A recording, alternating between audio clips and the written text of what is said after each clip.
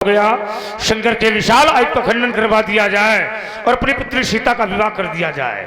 एक बार भी तुम्हारे मन ने तुझे नहीं धिक्कारा, एक बार भी तेरी भावनाओं ने ये नहीं कहा जनक ये शंकर का महाधनुष है, जिस धनुष की तूने पूजा की, जिस धनुष की तूने आरती उतारी, उसी धनुष को आज तूने निस्वार्थ में आकर तुड़वा दिया, ये तुमने ठीक नहीं किया। राज समाज में बैठी गार्गी फिर महिलाओं ने एक बार भी तुमसे नहीं कहा यह शंकर का विशाल धनुष, जिस धनुष ने विश्व कल्याण के लिए, विश्व की रक्षा के लिए अपने पूरे शरीर का दान कर दिया, उसी धनुष को आज तूने निस्वार्थ में आकर के तोड़वा दिया, तुमने ठीक नहीं किया। याद करो वंश में जिस समय वृत्तासुर जैसे महान पापी का अत्याचार बढ़ा था, धरती पर कोई ऐसा ऋषि, कोई ऐसा मानो, कोई ऐसा दानो नहीं था जो अपने पूरे शरीर का दान कर देता। अरे जनक, देवताओं के हाथ जोड़ने पर उस महात्मा दधीच ने अपने पूरे शरीर का दान कर दिया और तूने निस्वार्थ में आकर के शंकर के विशाल आयु का खंडन करवा दिया, ये तुमने ठीक नहीं किया। हे महाधनुष, तुम चले गए, एक बार भी तुमने हमें नहीं पुकारा, एक बार भी तुमने हमसे नहीं कहा परशुराम मेरी रक्षा करो, एक बार तुमने हमें पुकारा होता, मैं तुम्हारी रक्षा करने के अवश्य था। क्या तुम्हें हम पर विश्वास नहीं था? एक बार तुमने हमें पुकारा होता, कह दिया होता राम राम महाबाहो, मैं तुम्हारी रक्षा अवश्य करता, मैं तुम्हारी रक्षा अवश्य करता। क्या परशुराम के कंधे इतने कमजोर हो गए जो तुम्हें कंधा ना दे सकते? क्या तुम्हें हमारी भुजाओं में विश्वास नहीं था या मेरे परश में तुम्हें विश्वास नहीं था? एक बार तुमने हमें पुकारा होता, मैं तुम्हारी रक्षा अवश्य करता।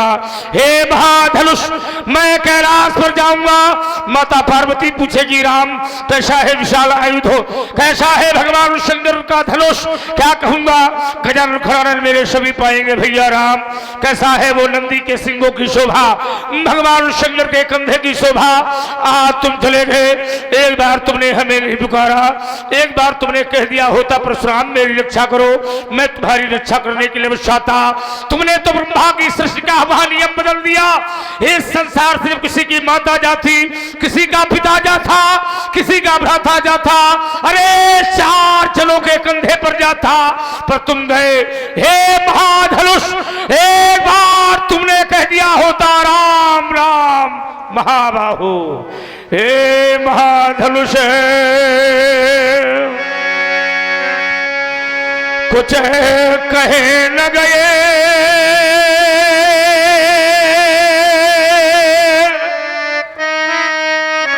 कुछ कहे न गए,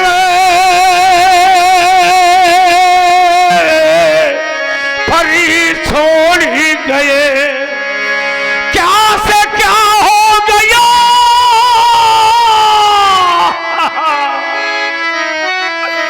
देखते देखते जो न सोचा न था बस वही हो गया। ये जिसने तोड़ा है महाधनुष, मैं बदला अब से चुकाम होगा। ये जिसने तोड़ा है महाधनुष, मैं बदला अब से चुकाम होगा। यदि ऐसा न कर पाऊं अजिगा, मैं जीते जीवन जाऊंगा।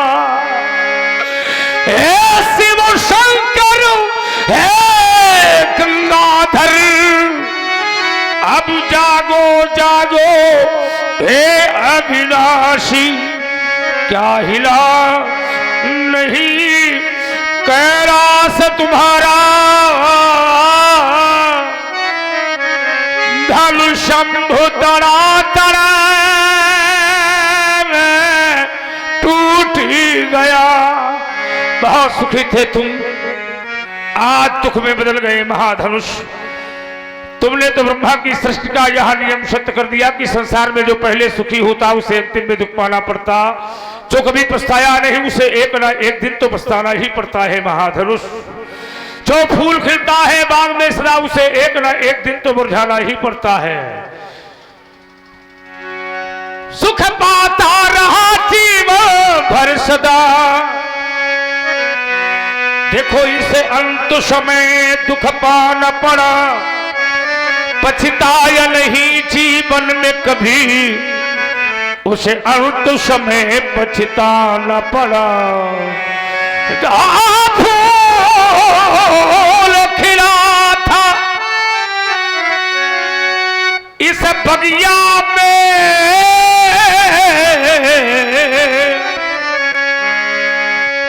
उसे अंत समय मुरझाना पड़ा, उसे अंत समय मुरझाना पड़ा।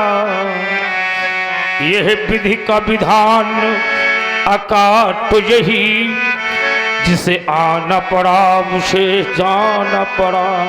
तुम चले गए इस बात का हमें कष्ट नहीं, तोड़ने वाले ने तुम्हें तोड़ दिया इस बात का हमें कष्ट नहीं, पर तुम्हें तोड़ करके फेंका गया इस बात का हमें महान कष्ट है। किस वीर माता चित्राणी ने से वीर को जन्म दे दिया जिसने शंकर के महान धनुष का खंडन कर दिया। अतृष बोले, अतृष बोले वचन कठोरा, धनुष कई तोरा। घोड़ा की सावरा बताओ योगी लाल है प्यार कंकुठार, कठोरा है देता नहीं उत्तर, ये मोल के है कहूँ जब इसके तोरा है। अंधा वेद दिखाओ, वेद दिखाओ मूर्तिया जो उल्टो मई, जहाँ लही तब दिखाओ, धनुष तोड़ने वाले को दिखाओ, जिसने शंकर का विशाल आयुध का खंडन कर दिया उसे दिखाओ। अंधा जहां तेरा राज्य है मैं सारी भोग को फूंक दूंगा और तेरा सर्वनाश कर दूंगा, सर्वनाश। अत डरो तर देत न पुनाही, कुटिल भूप हर्षे मन माही। सभय बिलो के लोग सब जान जान की भी, ये भगपति ससु बोले श्री रघुबीर। हे देवता, श्री शंकर जी के धनुष को तोड़ने वाला कोई और नहीं, आपका दास ही है। शिव धनुष तोड़ने वाला ही कोई शिव प्यारा होगा, जिसने ऐसा अपराधी किया वह दास तुम्हारा ही होगा। जो कृपा पात्र है गुरुओं का, वह कब किसी से डर सकता है। जिस पर है कृपा ब्राह्मणों की, यह कार्य वही कर सकता है। नाथ शंभु धनु भंजनिहारा, नाथ शंभु धनु भंजनिहारा, हुई है क्यों एक उदासी तुम्हारा। हे देवता, आयुष काय कहिए किन मोही, कहिए मेरे लिए क्या आज्ञा है। राम, आप कहते नाथ धर्म भंजनहारा हुई तो वो दास तुम्हारा भी मेरे शंभू के शंभू का स्वामी है। राम, वो परशुराम का दास कैसे हो जाएगा? उसे दास नहीं, उसे सेवक कहो। राम सेवक सो, सेवक सो जो करे करे शिवकाई, हरि करनी करे करिए लड़ाई। सेवा करने वाला है तो उसको बुलाओ, उससे कहो मेरी सेवा करे।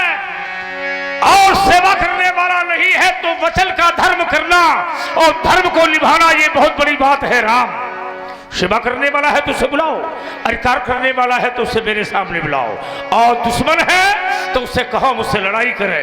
सुनहु राम, सुनहु राम जय शिवधन तोरा, सहस बाहु समसूरिप मोरा। धनुष तोड़ने वाला कोई भी है, जैसा भी है, जहां भी है, वो साधारण शत्रु नहीं, धनत्र का पौत्र, कृतवीर का पुत्र, कार्तवीर अर्जुन सहस्त्राबाहु के समान मेरा वैरी है। और समाज में एक घोषणा करता सो बिहारी समाज नत मारे, जय है सभी राजा। सो बिलगाऊ सो मने वह बिलग हो जाए। कौन धनुष तोड़ने वाला समाज को छोड़े या समाज धनुष तोड़ने वाले को छोड़े, ऐसा न करने का परिणाम समस्त राजा मारे जाएंगे। ये मेरी अंतिम घोषणा है राम। और मुझे ऐसा लगता है सुन मोने बाचन लखन मुस्काने, बोले परसो डरहि अभिमाने।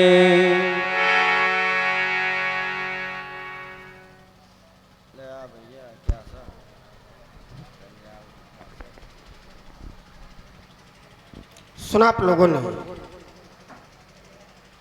धनुष तोड़ने वाले के विरोध में भार्गव श्री परशुराम जी महाराज की एक घोषणा हो गई, जय शिवधनु तोरा, साहस भाव समसोरी मोरा। सो बिलगाऊ अविहाई समाजा, नत मारे दई है सब राजा। या तो धनुष तोड़ने वाला सो बिलगाऊ, सो माने बा बिलगाऊ माने बिलग हो जाए, बिहाई माने छोड़कर समझ माने समाज को। वह धनुष तोड़ने वाला समाज छोड़ करके अलग हो जाए, और अगर ऐसा न किया गया तो फिर महात्मा जी के द्वारा व्यवहार क्या किया जाएगा। तो कह रहे हैं कि राजा मारे जाएंगे, और राजाओं में से कुछ राजा नहीं मारे जाएंगे। अगर धनुष तोड़ने वाला न मिला तो भैया समस्या फिर सभी राजाओं के लिए बन जाएगी, सभी राजा मारे जाएंगे। लेकिन कब? अगर धनुष तोड़ने वाला महात्मा जी को ना मिला तब। ध्यान मेरा केंद्रित हो गया राजाओं की ओर। और राजा क्यों मारे जाएंगे? क्या राजाओं के द्वारा कोई अपराध किया गया है? तो ध्यान केंद्रित हुआ कि यहां पर दो प्रकार के राजा हैं, और क्या दोनों प्रकार के राजाओं ने कोई कर्म प्रस्तुत किया है? क्योंकि ये कर्म की धरती है, और कर्म की धरती पर व्यक्ति के द्वारा जैसा कर्म किया जाता है और वैसा ही परिणाम विधाता के द्वारा दिया जाता है। अगर कर्म अच्छा है तो परिणाम अच्छा मिलेगा, और अगर कर्म बुरा है तो परिणाम बुरा मिलेगा। कर्म प्रधान विश्व रच रखा, जो जस करिए सो तस फल चाखा। और सभी राजाओं के द्वारा कर्म नहीं किया गया। कुछ राजा ऐसे हैं जो धनुष तोड़ने के लिए गए, प्रयास किया, परिकर बांध उठे खुलाई, चले इष्ट देवन शरणाई, तमकिता कितकी शिव धनु धरही, उठई न कोटि भांति बलु करही, भूप साहस 10 एक ही मारा, और लगे उठावन पे टरई नटारा। श्रीहत भय हार ही राजा, और बैठे निज निज जाई समाजा। कुछ राजा ऐसे हैं जो धनुष तोड़ने के लिए गए, लेकिन तोड़ना तो दूर, धनुष को हिला भी नहीं पाए। और कुछ राजा ऐसे हैं जो धनुष तोड़ने के लिए गए ही नहीं, जिनके कछु अविचार मनमाही तो चाप समीप मही न जाही। अब जो राजा तोड़ने के लिए गए हैं, अगर निर्णय केवल उनके लिए हो जाता कि जो राजा तोड़ने गए हैं वो अपराधी हैं, वो मारे जाएंगे, तब तो ये उपयुक्त था, सिद्धांत के अनुसार था, नियम के अनुसार था। लेकिन जो राजा गए भी नहीं है, जिन राजाओं के द्वारा कर्म किया भी नहीं गया, अगर वो भी मारे जाएंगे तो क्या उपयुक्त होगा? तो सिद्धांत कहता है उपयुक्त नहीं, ये अनुपयुक्त होगा, अनुचित होगा, अन्याय होगा, अधर्म होगा। इसलिए महात्मा जी ने सभी राजाओं को मारने का जो निर्णय लिया है ये उचित नहीं है, ये अनुचित है। दूसरी बात, महात्मा जी कह रहे हैं धनुष तोड़ने वाले को अलग कर दिया जाए। तो विचार करने लगा, क्या धनुष तोड़ने वाले को अलग करने की आवश्यकता है? तो धनुष तोड़ने वाले को अलग करने की आवश्यकता नहीं है। क्यों? क्योंकि वो तो पहले से ही अलग है, और जो पहले से अलग है उसे अलग करने की कोई आवश्यकता नहीं है। अलग कैसे है? तो यहां पर जो राजा है, ये राजा नक्षत्र के समान है, तारागणों के समान है, और धनुष तोड़ने वाला चंद्रमा के समान है। कैसे? तो सिद्धांत कहता है राज समाज अविराजत रूरे उदगन मऊ जनु जुग विधु पूरे। विधु माने चंद्रमा, धनुष तोड़ने वाला चंद्रमा के समान है, और ये राजा तारों के समान है। और भैया सीधी सी बात है, अगर आकाश मंडल में तारों के बीच चंद्रमा शोभायमान हो रहा है तो किसी को बताने की आवश्यकता नहीं है कि तारों के बीच में चंद्रमा कहां है। लोग देखेंगे और देख करके अनायास ही जान जाएंगे कि ये तारे हैं और तारों के बीच में ये चंद्रमा है। वैसे ही इन राजा रूपी तारों के बीच धनुष तोड़ने वाला चंद्रमा के समान है, तो वो तो पहले से ही अलग है, और जब पहले से अलग है तो फिर अलग करने की कोई आवश्यकता नहीं है। आइए ये दो बिंदु लेकर चलते हैं और महात्मा जी से दो बातें हो जाए। महात्मा जी प्रणाम। कल्याण हो। और सब कुशल मंगल। धनुष तोड़वाया गया। धनुष टूट गया। अरे राम राम। महात्मा जी को बड़ा कष्ट है, टूट गया। इसको गंगा जी में बहा दो, क्या करोगे यहाँ? हाँ चलो, अब टूट ही गया है तो क्या करियो तुम, क्या करबे हम? भाई जब टूट ही गया है तो अब इसके आगे कोई बात ही नहीं है। क्या करोगे तुम और क्या करेंगे हम? जिसको जाना था वो चला गया। अब विचार ये करना है कि तोड़ करके उचित हुआ है या अनुचित हुआ। देख रहा हूं बड़ा क्रोध है और क्रोध के मूल में धनुष का टूट जाना है। और महाराज अगर क्रोध के मूल में धनुष का टूट जाना है तो मैंने बालकाल में एक नहीं, दो नहीं, तीन नहीं, बल्कि बहु धनु ही तोरी लड़काई दो शब्द है। कबऊ न असरिस कस अस। ऐसा क्रोध आपके द्वारा कभी नहीं किया गया। कैसा? असरिस।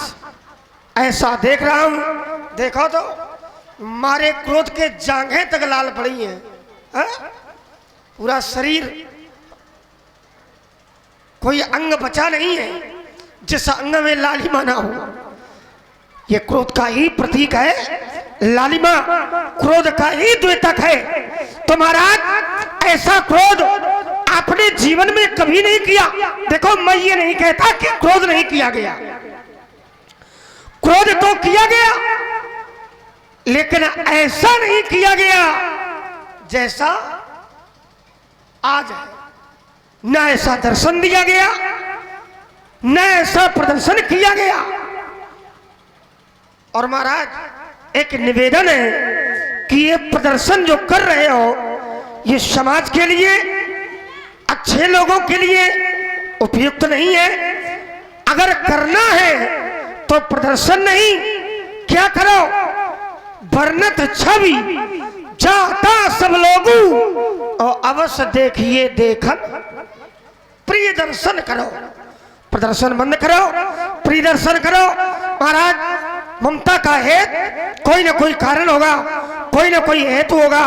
मैं जानना चाहता हूं यही धन पर ममता के ही हेतु, ममता का हेतु क्या है, ममता का कारण क्या है, ममता के मूल्य में। और ध्यान दे, इसका भेष बढ़ाओ।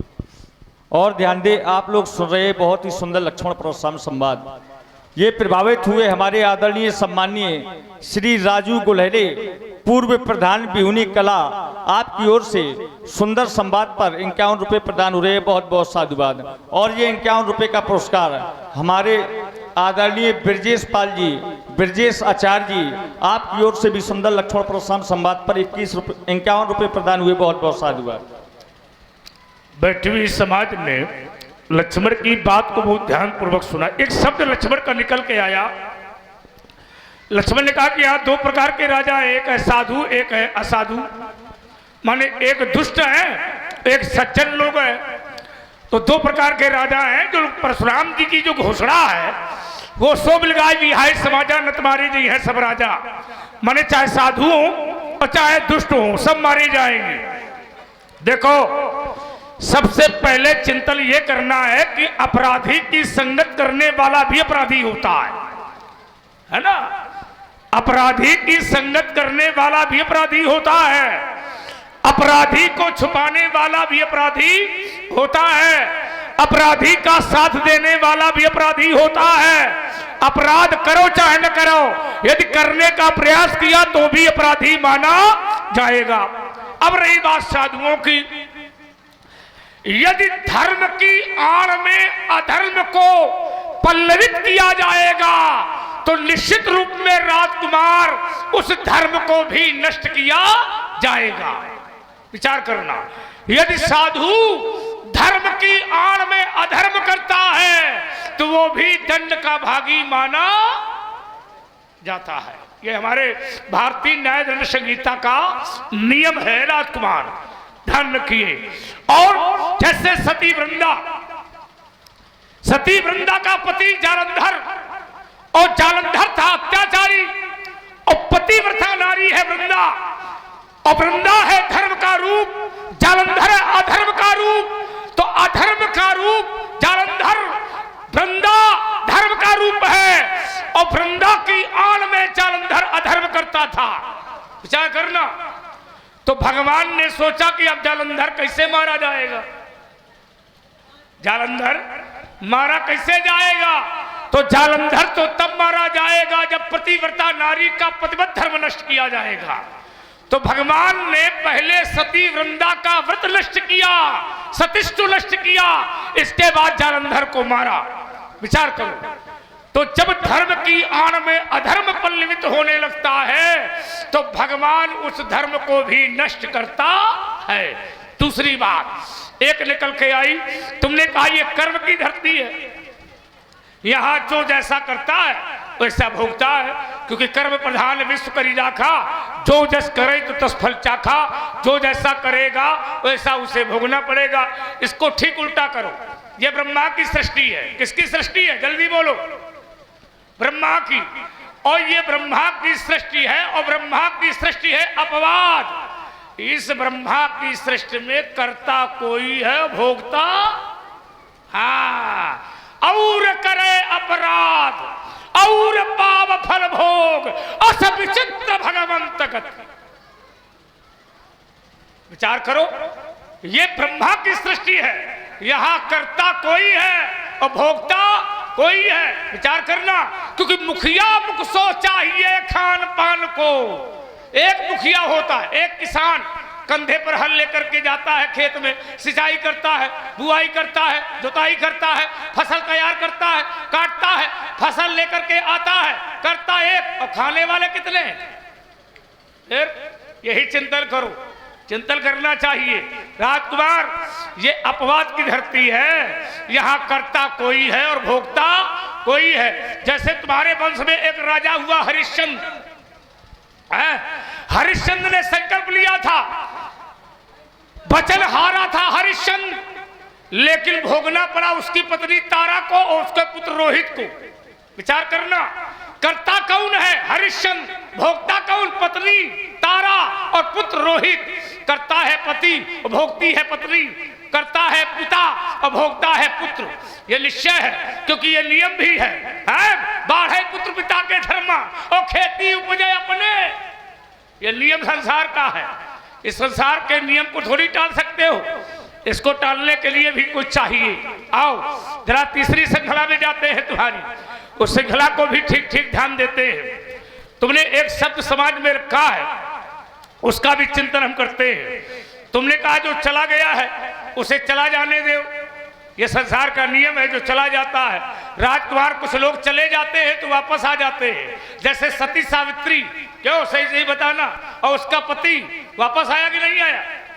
जल्दी बोलो, हाँ या ना। आया तो लक्ष्मण झूठ क्यों बोल रहा है? इससे कहो कान पकड़े उठे बैठे 5 हुआ निकल ले।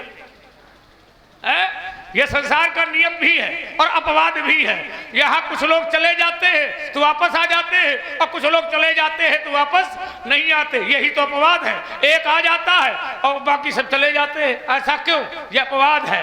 हाँ, जिसे नहीं आना चाहिए वो आ जाता है और जिसे आना चाहिए वो आता नहीं है। यही संसार है, इसी को अपवाद लोग कहते हैं। राजकुमार, चिंतन करिए, है ना, मनन करना पड़ेगा और मननशील ये संसार है। तुमने एक बात रखी है, तुमने कहा धनुष तोड़ने वाला सहस्त्राबाहु के समान नहीं हो सकता है, लेकिन तुमने चंद्रमा को धनुष तोड़ने वाले के समान बताया। तुमने कहा धनुष तोड़ने वाला चंद्रमा के समान है। राजकुमार को बात कम हजम हो रही है, क्योंकि मैंने सुना है किसी महापुरुष ने कहा है, हो सकता है तुम्हारे घर में हो सकता है तुम ही हो। उसने कहा सीय बदन सब हिमकर नाही। विचार करो, सीय बदन सब हिमकर नाही। जब सीता के समान चंद्रमा नहीं हो सकता है तो धनुष तोड़ने वाले के समान चंद्रमा कैसे हो जाएगा? हो जाएगा? जल्दी बोलो, हाँ या ना। नहीं हो सकता है। इसका मतलब लक्ष्मण झूठ बोल रहा है। जब सीय बदन सब हिमकर नाही, जब सीता के समान चंद्रमा नहीं हो सकता तो धनुष तोड़ने वाला चंद्रमा के समान कैसे हो जाएगा? और फिर चंद्रमा है कलंकी। विचार करो, तो क्या धनुष तोड़ने वाला कलंकी है? हाँ या ना? नहीं है। चंद्रमा में है अवगुण, अवगुण बहुत, चंद्रमा तो ही। हाँ, सोच समझ के बोल रहा हूं। अवगुण बहुत, चंद्रमा तो ही। चंद्रमा में बहुत अवगुण है, तो क्या धनुष तोड़ने वाले में अवगुण है? मैं बात को यही रोकूंगा और ठीक ठीक बोलो। और मैं यहीं से प्रारंभ हो जाऊंगा। बिल्कुल। अगर चंद्रमा की क्षमता आपसे भी की गई है तो क्या आप अंगुड़ी हो?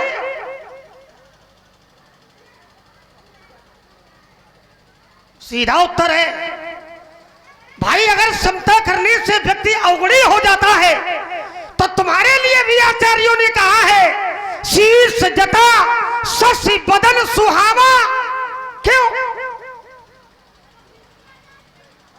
तो तुम तो अवगुणी नहीं हो, चंद्रमा अवगुणी है, तो फिर क्षमता क्यों? उसके लिए विचार करना पड़ेगा, चिंतन करना पड़ेगा, बुद्धि के पटल खोलने पड़ेंगे। अब सुनो ध्यान से महाराज, समता करने से कोई गुणी अवगुणी नहीं हो जाता है। समता बिल्कुल की जा सकती है। अगर एक भी कर्म व्यक्ति का मिल रहा है तो समता हो जाएगी। जैसे उल्टा नाम जपट जग जाना और वाल्मीकि भय ब्रह्म समाना। वाल्मीकि जी का एक गुण ब्रह्म से मिल रहा है तो समता हो गई। अब कह दिया जाए कि ब्रह्म में तो बहुत गुण है, वाल्मीकि में नहीं है उतने, लेकिन एक है कि नहीं है। वैसे ही धनुष तोड़ने वाले में भी शीतलता का गुण है। शीर्ष जटा शशि बदन सुहावा, यह भी शीतलता का गुण है। तो एक गुण चंद्रमा का आपसे भी मिलता है, एक गुण धनुष तोड़ने वाले से भी मिलता है। इसलिए आचार्यों ने कह दिया कि धनुष तोड़ने वाला चंद्रमा के समान है। पहली बात का उत्तर। आइए अब इस पर एक मेरा तर्क है। भाव पक्ष में करोड़ों चंद्रमा है, वैसे 4 चंद्रमा है। एक वो जो शंकर जी के पास रहता है, वो द्वितीया का चंद्रमा है, शीश पर रहता है। जो तृतीया का चंद्रमा है वो माता चंद्र घंटा के पास में रहता है। और जो चतुर्थी का चंद्रमा है वो गणेश जी के पास रहता है। और एक चंद्रमा मुनि है। तो एक बात बताओ, क्या ये सभी चंद्रमा अवगुणी है? क्या अवगुण सभी चंद्रमा में है? और अगर नहीं है तो फिर इनमें अंतर क्या है चारों में? ये पहली बात। दूसरी बात देखो, केवल समझना है उसे। मैंने कहा था धनुष तोड़ने वाला समाज में कैसे है? जैसे तारों के बीच में चंद्रमा रहता है। तो भैया तारों के बीच अगर चंद्रमा है तो देख करके ये लोग जान लेंगे कि ये चंद्रमा है और ये तारे हैं। क्या बताना पड़ेगा? क्योंकि चंद्रमा का और रूप बड़ा है और तारों का छोटा है। सीधी सी बात है, देखो और देख के जान लो। तो जैसे आकाश मंडल में तारों के बीच चंद्रमा है, और वैसे ही इन राजाओं की समाज में, इन राजाओं के बीच, राजा रूपी तारों के बीच धनुष तोड़ने वाला भी चंद्रमा है। तो बात अलग करने की थी तो वो पहले से अलग है। पहली बात, अब दर्शन तुम कराओ। अब दर्शन तुमको नहीं हो पा रहे तो दोष हमारा थोड़ी। अब दर्शन चंद्रमा के नहीं होते कभी कभी। क्यों? कभी कभी आकाश मंडल में देखा होगा कि काली बदरी छा जाती है। अब बदरी उस चंद्रमा को ढक लेती है तो हमें लगता है कि तुम्हारे नेत्रों में बदरी छाई है। इसलिए धनुष तोड़ने वाला तुम्हें नहीं मिल रहा, न दर्शन हो पा रहे हैं। तो पहले तो ये बदरी हटाओ, और जब ये बदरी हट जाएगी, बदरी का एक ही है, बदरी है क्रोध की। और जब तक ये क्रोध की बदरी हटेगी नहीं तो धनुष तोड़ने वाले के दर्शन होंगे नहीं। और जब ये बदरी हट जाएगी तो धनुष तोड़ने वाले के भी दर्शन। आइए एक बात आपने और रखी समाज में। आपने कहा कि जब कोई धर्म अधर्म को बढ़ावा देने लगता है तो उस धर्म को नष्ट कर देना चाहिए। बढ़ जाओ भैया, ध्यान से सुनिएगा, थोड़ा विषय ये गंभीर है ना। इन्होंने कहा कि जब धर्म अधर्म को बढ़ावा देने लगे तो उस धर्म को नष्ट कर दो। और प्रमाण दिया जालंधर का। बोले जालंधर के द्वारा अत्याचार किया जाता है। तो पहले तो जालंधर के विषय में जानो, क्या वास्तव में जालंधर अत्याचार कर रहा था? जालंधर कौन है? संसार में क्यों आया? और जब तक उसके विषय में जानकारी नहीं होगी तब तक बात समझ में नहीं आएगी। तो जालंधर भगवान शंकर का ही पुत्र है और कोई नहीं है। शंकर जी के अंश से ही जालंधर की उत्पत्ति हुई है। अब जालंधर ने किया क्या? तो जिस समय इंद्र, नारद जी ने इंद्र को बताया कि तुम्हें केवल देवताओं का राजा बना दिया, असुरों का राजा तुम्हें नहीं बनाया, ये गलत है। जाओ शंकर जी के पास और जाकर कहो कि हमें दैत्यों का भी राजा बनाओ, और अगर नहीं बनाओगे तो हम आपकी पत्नी का, माता पार्वती का हरण करके ले जाएंगे। तो शंकर जी ने कहा ठीक है, 3 दिन के बाद एक बालक तुम्हारे पास आएगा, और अगर तुम युद्ध में जीत जाओगे तो मैं तुम्हें असुरों का राजा बना दूंगा। और ध्यान दे, सुन रहे हैं बहुत ही सुंदर विद्वान कलाकारों के द्वारा सुंदर संवाद प्रभावित हुए। फिर वही आदरणीय सम्मानीय श्री राजू गोलहरे, पूर्व प्रधान बिहुनी कला, आपकी ओर से 101 रुपए प्रदान हो रहे हैं। बहुत बहुत साधुवाद। असुरों का अधिपति तुम्हें मैं दे दूंगा, राजा बना दूंगा। 3 दिन के बाद एक बालक को उत्पन्न किया जिसका नाम था जालंधर। इंद्र के पास गया, लेकिन नारद जी ने जालंधर को बता दिया कि इंद्र को जीतना साधारण बात नहीं है, क्योंकि उसके पास में एक अमोघ अस्त्र है, और वो अमोघ अस्त्र का नाम है वज्र।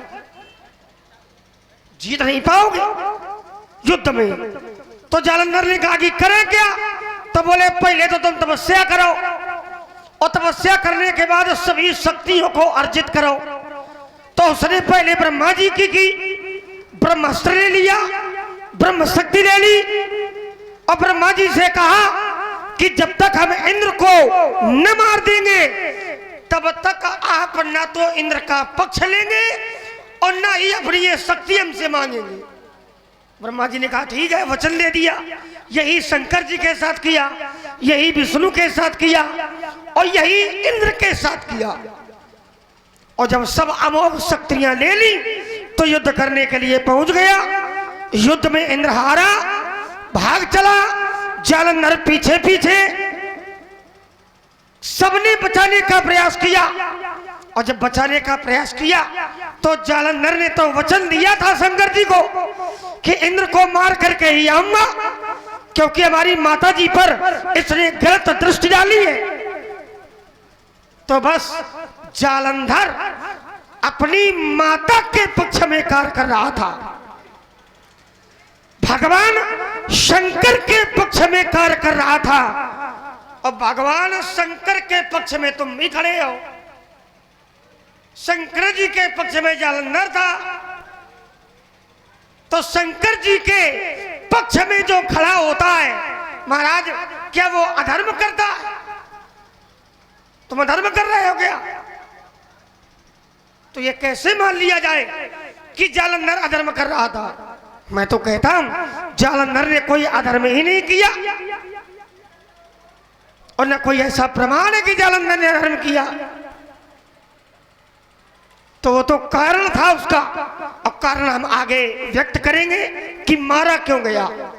सती का सतीत्व, अच्छा एक तर्क और है यहां देखो। सती संसार में बहुत हुई, और सतियों का बल क्या है? तो सतियों का बल ये है कि अपने सतीत्व के माध्यम से जो परमात्मा को भी अपनी जानकारी में ले आवे उसे सती कहते हैं। जैसे एक सती के पास ब्रह्मा विष्णु महेश गए, काहे के लिए? परीक्षा लेने के लिए, और उस सती का नाम था माता अनसुईया। माता अनसुईया के पास गए तो माता अनसुईया ने ये जान लिया कि ये कोई बाबा नहीं है, ये तो ब्रह्मा विष्णु महेश है, और हमारी परीक्षा लेने आए हैं। तो अपने सतीत्व।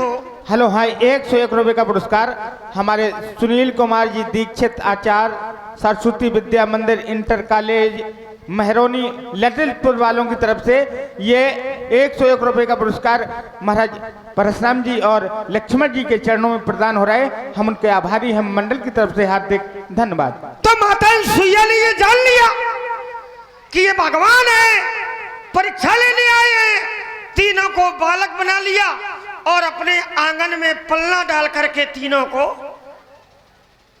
वैसी ही सती वृंदा है जालंधर की पत्नी। अनसुईया ने जान लिया कि ये भगवान है, बाबा नहीं है, तो फिर वृंदा को भी जान लेना चाहिए था कि ये मेरा पति नहीं है, मेरे पति के रूप में मुझसे छल करने के लिए कोई दूसरा आया। तो फिर सती वृंदा क्यों नहीं जान पाई? जानना चाहिए।